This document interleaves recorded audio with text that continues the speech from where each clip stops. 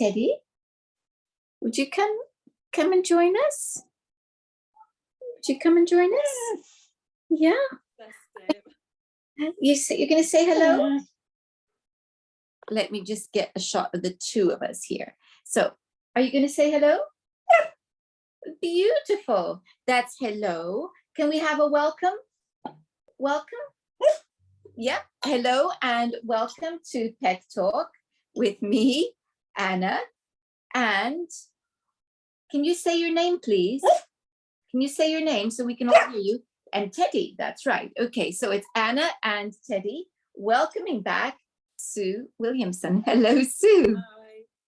Oh, it's so gorgeous. So, and Sue is with us for a second time now. The first time you were here to talk about how to take the grr out of grooming, which I think helped Teddy immensely because it encouraged me to carry on with what I was doing. Excellent. And we have pretty much taken the grr out of grooming. Would you agree, Teddy? Would you agree that we've got the grr out of grooming now between us? What do you think? Tell us, what do you think? Is it the grr gone, or perhaps he's not quite as happy as I thought? Teddy, what do you think? Tell us, is it a grr out of grooming yet? Well, I think he decided that Beautiful eyelashes.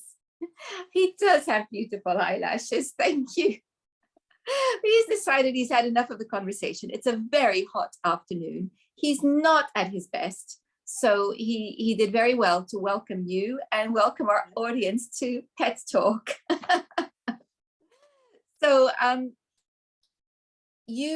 when you were last here and we were talking about how to take the stress out of grooming for dogs, we're also talking about T Touch. And I'm a big fan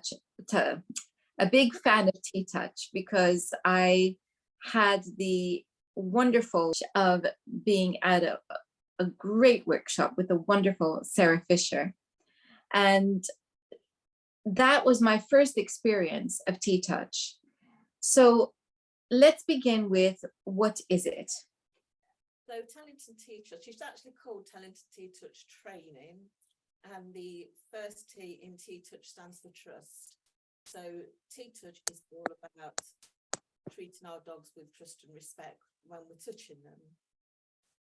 But it's based on non-habitual movement. So exercise I usually ask people to do to see how different things feel between habitual and non-habitual. So the most common one is if you put your fingers together like this. Now that's when you put them together, that's your habitual way of doing it. Now what I want you to do is part your fingers and just move them over one.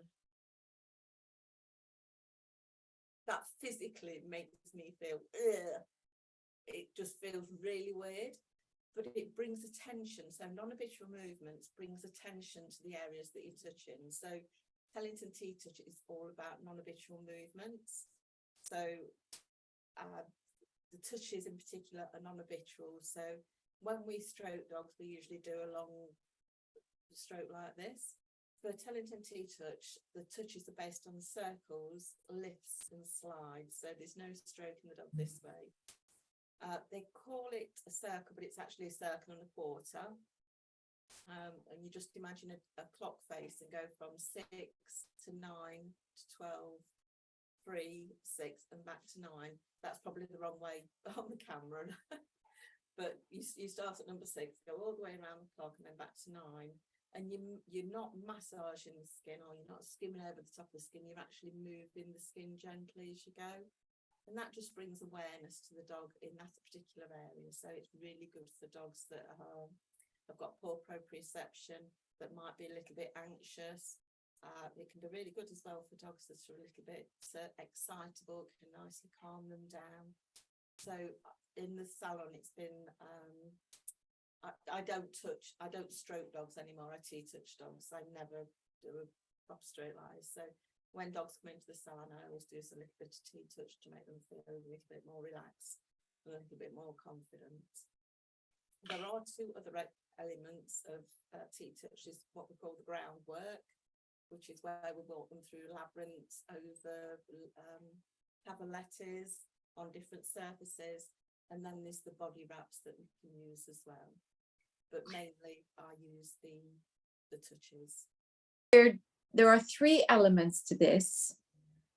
And are we saying that this is a way of drawing attention to a particular area, or are we drawing attention from a particular area? So is this a way of distracting?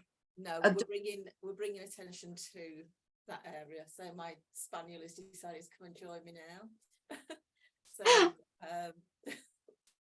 that's wonderful. How lovely. That's we're bringing attention to that area so that the dog is becoming more aware. So, for example, Talis has got bilateral hip dysplasia. So I do a lot of touches around his back end to remind him to use his back end properly. So to engage those muscles. Another one that's really good for anxiety, for example, is ear strokes, where we take the ear and just stroke it from the top. I normally do it the other way, from the top of the ear all the way round down to the bottom. And that's really relaxing for dogs. That is what we call the emergency T touch. So if we stroke a dog's ears when they're in shock, it can help them come out of that shock a bit quicker, or help them stop going into shock so quickly. Yes, you're very lovely. I love you too.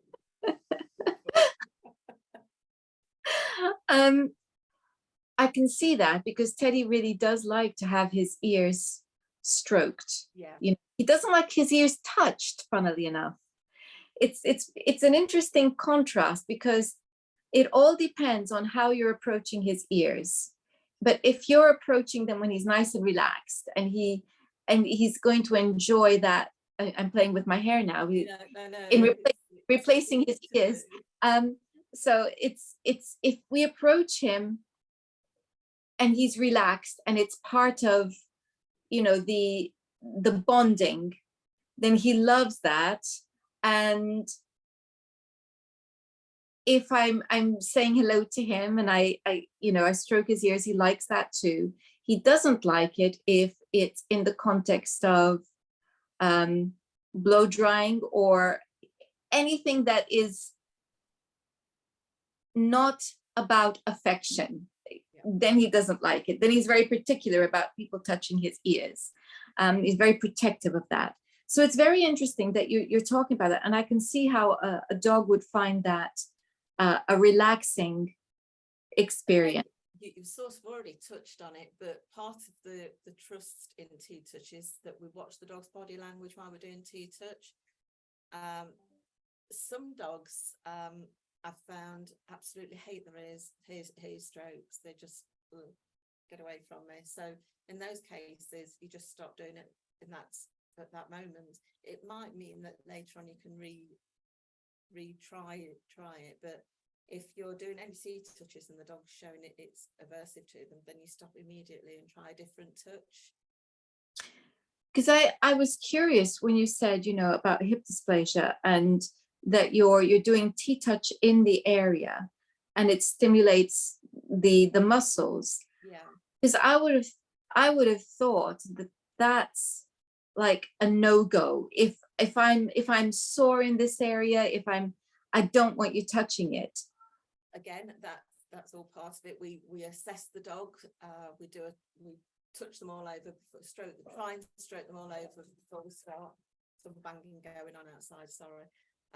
To assess how uncomfortable they might be in that moment. So if I know he's just done a lot of exercise, I know that then his hips might be a little bit more sore. But if it's first thing in the morning and I just want to wake them up, and again, we're not applying heavy pressure, it's just nice gentle pressure that we're applying. I remember Sarah showing us how it felt, and it just feels like a very light stroking. Yeah. So it's not a massage at all. We're not pressed in. We shouldn't have an imprint when we've finished, but we're not just skimming our fingers over the top of her skin. we're literally moving. moving. Best place to actually show it is your hand, because if you do that, you can see the skin actually moving, and it Yes. literally just a light pressure, just enough to move the skin. Yeah. And it's not a big sweeping one. Usually we can do bigger ones, but you know, it can be It's very, very light, isn't it? So yeah. I like this because we know from our human experience that massage is very stimulating and very healing. But this is, we're doing it on dogs, so we don't want to be doing very vigorous. Absolutely not. And it doesn't need a lot. So if I'm doing T Touch on a dog, I wouldn't spend 20 minutes doing it. It's probably 2 or 3 minutes. And that's enough to know. And Yeah. I find once the dog is used to having T Touch done to it, you don't need much then the next time you in subsequent visits, because you start to use those, and it's almost if the brain goes, oh, remember that. Oh, I know I can relax. Yeah. So it's not something that's really invasive, and you have to put lots of effort into doing it. And it just becomes a natural thing instead of stroking your dog with T Touch then. Yeah, absolutely. I can see that. So we've talked about how it can help to soothe an anxious dog, Yeah. the stroking of the ears, and that it stimulates muscles. Are there any applications which would be where this would be useful?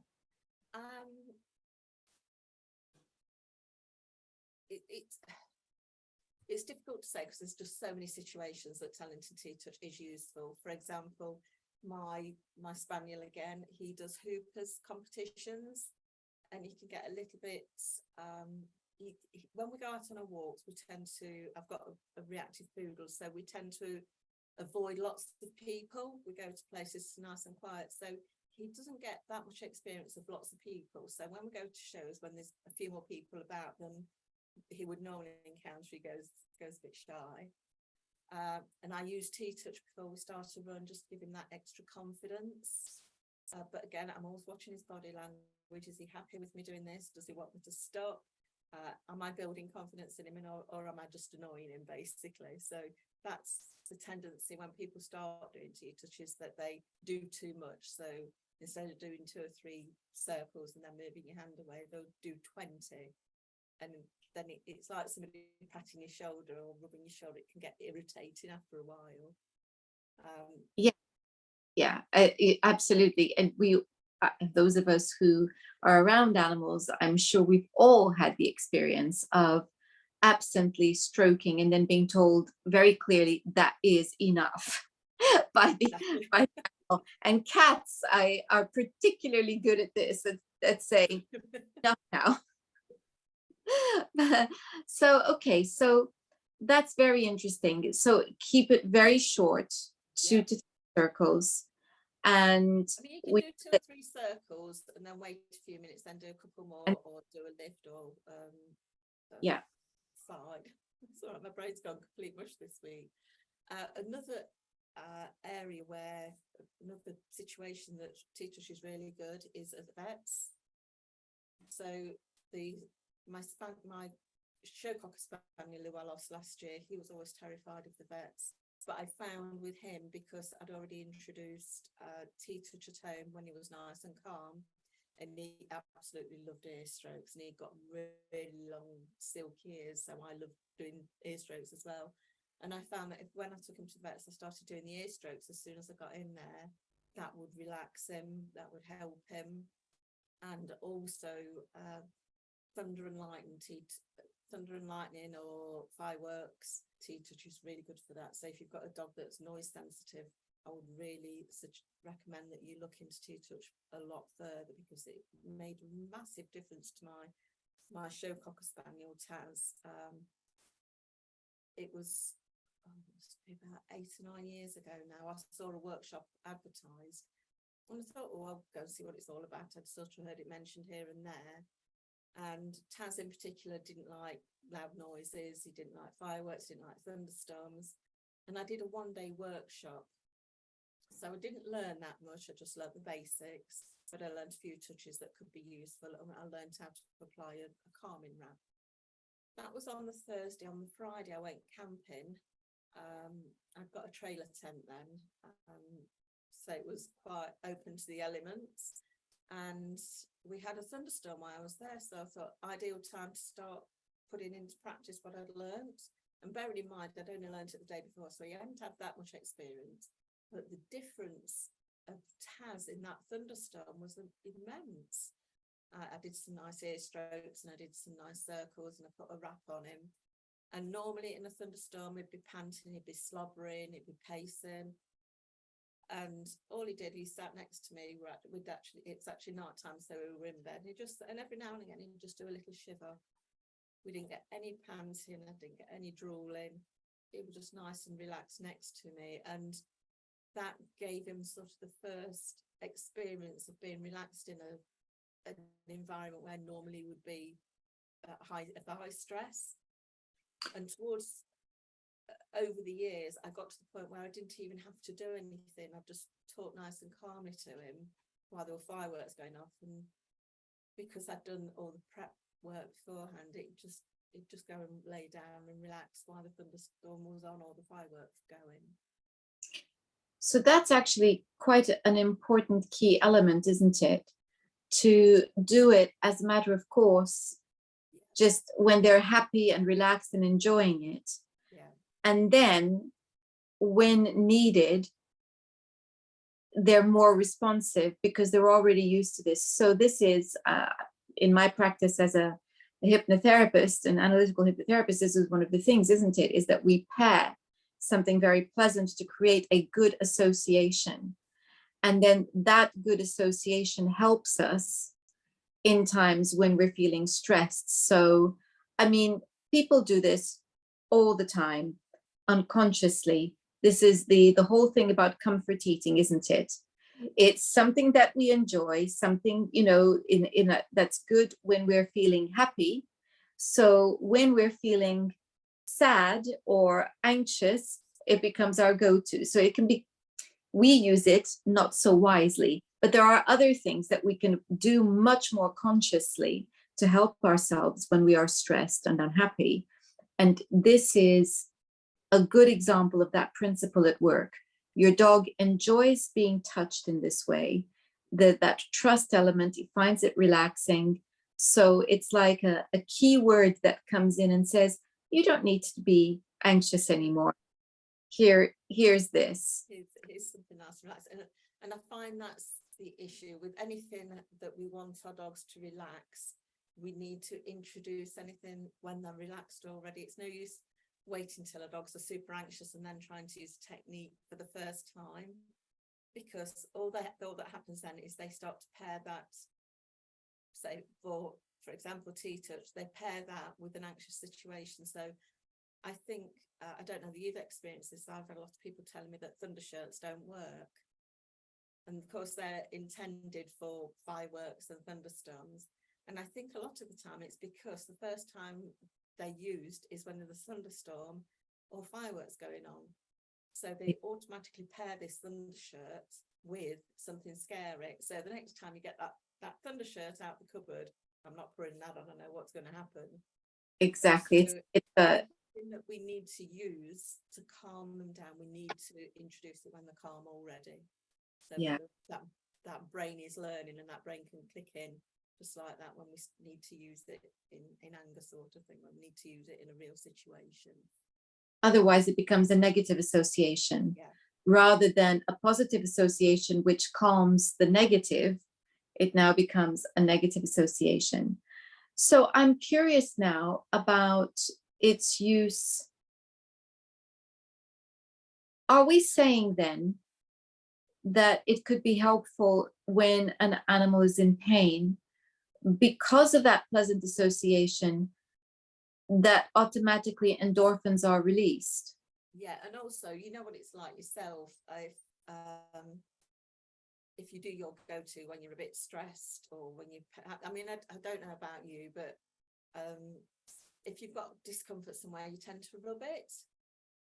So Yeah.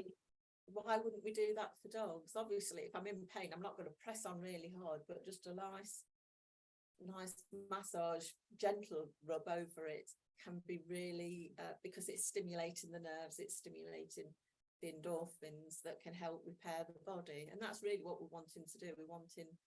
That's why we're trying to bring attention to that area of the body so that it can help itself recover more quickly. But definitely, yes, it makes them feel that nice endorphins that hit in when you're doing something pleasant. So you talked about 3 different elements, and this obviously is the touch element, but then you talked about groundwork, which again, Sarah Fisher is very very focused on. Tell us about that groundwork. Yeah, so Sarah doesn't tend to do so much groundwork anymore. She's developed it and introduced more surfaces, and she's now developed into free work, which is a completely different concept to groundwork. But groundwork, again, it's getting dogs to it's really all about the proprioception, because dogs that get anxious really quickly have often got poor proprioception, so they don't really know where this hand is in relation to the back leg, or and the body doesn't work efficiently because they're not walking properly, or they're just a little bit clumsy. So doing groundwork is a great confidence builder, because they're having to use their legs, they're having to concentrate on the legs a little bit more. It's bringing attention to the legs, because they might be stepping over cavaletti poles, or they might be walking on different surfaces, or they might be walking through a labyrinth, which is, like a maze. And we can really help them start to slow down. The labyrinth aimed at slowing them down, because it's not a long area, so they do probably a large dog would probably do 5 or 6 steps and then have to turn. So it's about giving their dog that flexibility and improving their flexibility and proprioception. But it's also again, I found when I was using T Touch a lot for behaviour work rather than just in the grooming salon, I really like the groundwork for reactivity. Because what you could do is you could get the dog walking through a labyrinth or over the poles, and then introduce the dog at in a distance. And I often used to get them to a point where I could get one dog walking out the labyrinth as the other one was entering it, and the dog that was reactive wasn't reacting at all. They were just okay, yeah. So I found that really useful for reactive dogs, but it's good for any dog basically. But so I'm actually, as I've been listening to you, I've been thinking about a dear friend of Teddy's whose eyesight is deteriorating, and I'm just wondering whether this kind of thing would be helpful in terms of building confidence, because there has been a little bit of confidence lost. I don't see why not. It certainly wouldn't hurt him, particularly, the labyrinth, and he could help to build the relationship, because you walk through the labyrinth with them. They're on a harness and a lead, so you're there with them. So that might be an opportunity to give him the confidence that his guardian's always there for him, that they're going to direct him when he can't see where he's going quite so well. But it will also give him confidence in his proprioception as well, because obviously with losing his eyesight, his proprioception might go a little bit. So something like this might improve his proprioception as well. Yes, so that's what I was wondering about, is whether eyesight could affect that, or the loss of eyesight could affect that, and whether something like this would help to rebuild confidence. Yeah, so, it helps, obviously, because it helps with proprioception. It's helped with balance as well. And we know, if you've ever tried shutting your eyes and lifting one leg up, plonk, straight away, so with him losing his eyesight, he is going to lose his balance, potentially lose his balance as well. So doing anything that improves his balance and proprioception is going to be beneficial for him. And also, if he's losing his eyesight, he's likely to be losing his confidence in general as well, because it's a strange, it's like us when we lose a sense. Others, whilst other senses might come on board a little bit more, there's also that, oh, how's this going to impact me? You know, and I can't see so well. And Yes, because we always say, oh yeah, but dogs, you know, they're much more reliant on their noses than their eyes for processing information, and that's true. But I can't imagine that they're not going to notice that something odd is happening, that something has changed, and some dogs, I imagine, would find that very disconcerting. yeah, although some dogs don't seem to notice, I think they do recover quicker than we do on things like Yes, that. yes. But a lot will depend on how resilient the dog is. Yeah, and I'm just Very thinking, little resilience. So exactly. It depends on how sensitive the dog is as yeah, to how they're going to handle that. And of course, we're as their guardians, we need to always be very sensitive to what is happening to our dogs, because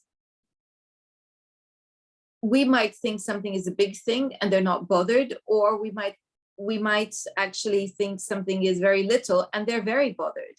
So we need to be very sensitive to how they react, so that we're able to help them yeah, through whatever situation they're going through. So that's the groundwork. And you've talked about the thunder shirts as well. So what is it about this? Because we hear people talk about them, and some people, as you say, have difficulty, and we've worked out why it probably is that they don't work for them. But why would it work at all? okay. So the Thunder shirts were based on the Tellington T Touch wraps, calming wraps. So we use, instead of using I wouldn't use the Thunder shirts personally, because it's either on or it's off, whereas we use a bandage, an elasticated bandage, so we can put this on in various stages. So using my little demo model here, the first stage is just to let the dog sniff it, get a sense of it, and then you can do things like just rest it on the back or just stroke them with it, and then gradually you'd put the wrap on. Even probably for some dogs that are really sensitive, you'd probably do it over 3 or 4 different sessions, so that you're not putting the full wrap on straight away, so that they are getting aware of the wrap being on. Because obviously if you put a dog that struggles with having the harness put on, for example, and then you put a wrap straight on, that's not going to be a pleasant situation for that dog. It's going to be, oh, can't move. And that's another thing that sometimes happens with Thunder shirts, or even a calming wrap, if you put it on too quickly without preparing them. If you put something on them and they find subversive, the body will freeze. I don't like this. So that is going to then cause more negative memories associated with that Thunder shirt. So what we can do better with the calming wraps is just apply them slowly. So as I say, the first step would just be letting them sniff it, then just resting it over the back, and then perhaps the next one would be just to put it across the chest, just on one side, and then the next one you put the next side over, and then you can cross it over, and then underneath, and then back over the top and side off. But for some dogs that are really sensitive, I'd do that over 3 or 4 sessions. I wouldn't do it all in one go, because I want it to be calming, not to be, oh, I don't like this, I'm not sure about this. And some dogs really don't like the calming wraps anyway. They find it too overwhelming, but it works because they call it a portable hug. So if it works for a dog, it's just like somebody giving them a hug, you know, and reassuring them when they're in a situation where they might be a little bit anxious. So I find if a dog doesn't object to doesn't find a wrap aversive, it can be very confidence building, because it brings an awareness to the body. And you only have to leave it on, say, for 20 minutes. And I wouldn't leave it on for 20 minutes straight away, to start off 30 seconds and then gradually build up. But it just gives them that extra confidence and that extra hug and it doesn't have to be tight. It just needs to be, I just say it needs to be on rather than it needs to be tight. And it just seems to help them relax. I use it in the salon for dogs that are really anxious when they come in. And again, I assess whether they're going to be happy with having the wrap on. But there's 2 or 3 dogs I use it on a regular basis when they come in. The wrap goes on immediately, just to calm them down a bit before the groom starts. But again, it's good. The wraps are good for fireworks, noise sensitivity, a trip to the vets. Again, when I'm competing with Talis, his first run of the day, I always put a wrap on him as I'm walking to the rings. It just seems to give him that little bit extra confidence because he's used to having it on in a calm environment. So it just helps him calm and relax a little bit more than not having it on. I want to take you back to something that you mentioned right at the start, where you were talking about the importance of something being non-habitual. Can you tell us more about that? What are we trying to do when we're looking for things that are non-habitual, and how is that useful? Yeah, so when we're doing things that are habitual, you don't actually notice so much that you're doing. So you can say, do you think the other one is crossing your arms, that the way you cross your arms automatically, that's going to be your habitual. But if you try and cross them the other way, I always get confused how to do this. It's because it feels strange, it's bringing awareness to that area. So as I said at the beginning, most people stroke the dogs this way, so this would be your habitual. So this, why some dogs it can be quite reassuring having, and they might enjoy being stroked. If you do a circle instead, that's going to bring an awareness to that area more than stroking is. So that's the difference between doing something habitual, which would be the stroking, to being something non-habitual and doing the circles. So it just brings more awareness to that area. And their body in general, to be quite honest, and also because it also helps release the positive endorphins as well. There's no scientific evidence, but anecdotal evidence is rife. You know, there's so much anecdotal experience out there that doing the circular, the non-habitual touches is more calming than the habitual touch, because I suppose it's because the habitual touching just becomes the norm. And Yeah, you don't notice it so much, yeah. You know. So, and maybe what's happening is that as you're doing something a little bit different, the dog is going, oh, that's good. Yeah, that feels That, different. that's Yeah. nice. That feels different. Oh, that's good. That works. So that's very interesting. Well, Sue, this is absolutely fascinating, and hopefully, everyone watching is going to be inspired to just begin to do these little circles, a little bit at a time, Yeah. so that when their dog actually needs them, They're by ready. that point, it's interesting because by that point it is habitual. Yes, And because it's habitual, it's you comforting. get the habitual reaction, which is a reaction of relaxation. Yeah. And don't forget as well that when we're learning something new, we're feeling a bit not quite as relaxed. So that is why I always recommend that you practice doing the circles and the lifts and the slides on yourself first, so that you get really confident doing it, so that when you start to do it on your dog, you're not thinking, oh, am I doing this right? Because if you start making it quite jerky, it doesn't have the same effect. So it's best to practice on yourself, and also different areas of your body. So for example, your eyelids, you need the tiniest bit of pressure to move the skin there, whereas the skin on your thighs, you need a lot of pressure, a lot more pressure to move that skin. So it's good to do it on different parts of your body as well. If people are interested in learning more about Tellington T Touch, Linda has written a book, which is, so a lovely lady called Linda Tellington Jones is the lady that developed Tellington T Touch, and she's written a book called getting into T Touch with your dog Wonderful. that you can get. But also I've included it in my Taking the Girl Out of Grooming Your Dog books as well. So you can learn a bit about it in the books.